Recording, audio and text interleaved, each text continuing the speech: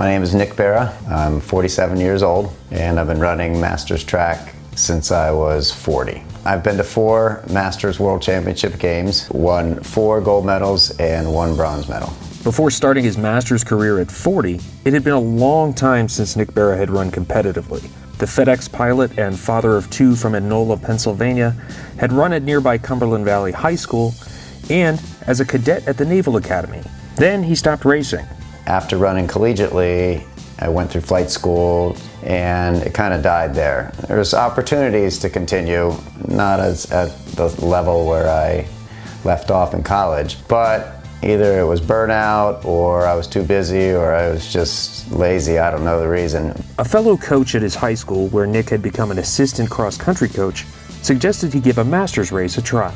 I didn't know what to expect on my first race. Even when I got there, I had done workouts, but I hadn't run an actual race in almost 20 years. I think I ended up winning at the end in a time, I think I ran like 2:06. It was very fun. And afterwards, you know, it's unusual in a Masters track I've found. The one thing that you can always count on is that, you know, everybody's out there trying to win, but you warm up with everybody, you cool down with everybody, you go out for a beer with everybody, you know, before, during, and after all the races. So I think it opens up a whole new world of people that have the same interests or the same trepidations or the same concerns that you do.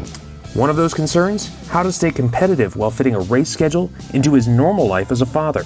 As a guy, just a normal guy just running Masters track, my schedule a lot of the times was always based on, do my kids have a swim meet or a softball game or, you know, a vacation planned? If not, then that date maybe is in play. Can I find a meet? Another concern, how his body changed as he moved through his 40s. I started to develop some hamstring issues, very stiff, very tight, and my results were suffering. And after the 3rd or 4th hamstring tweak, I decided to finally go and get some help. Berra underwent physical therapy for his hamstring and started regularly lifting weights at a local performance center. My body just responded like I never anticipated it would, and the next thing I knew, I was running times I hadn't run in 2, 3, 4 years. It was like just turning back the clock. He also added an unconventional training regimen. A neighbor had an underwater treadmill like those used by pro athletes. The beauty of the pool is, A, the water is 85 degrees. The water is, you know, up to your chest.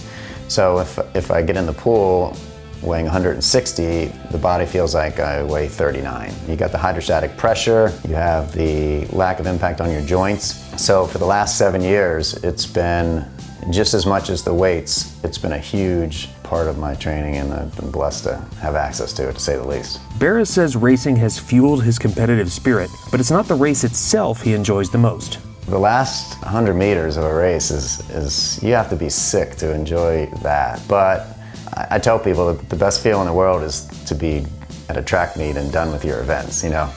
Just hang out afterwards with all the guys, having run your race, you know, hopefully achieving the result that was what you expected or hoped for. Taking the first step sometimes is the hardest thing, but you'd probably be happy that you did it.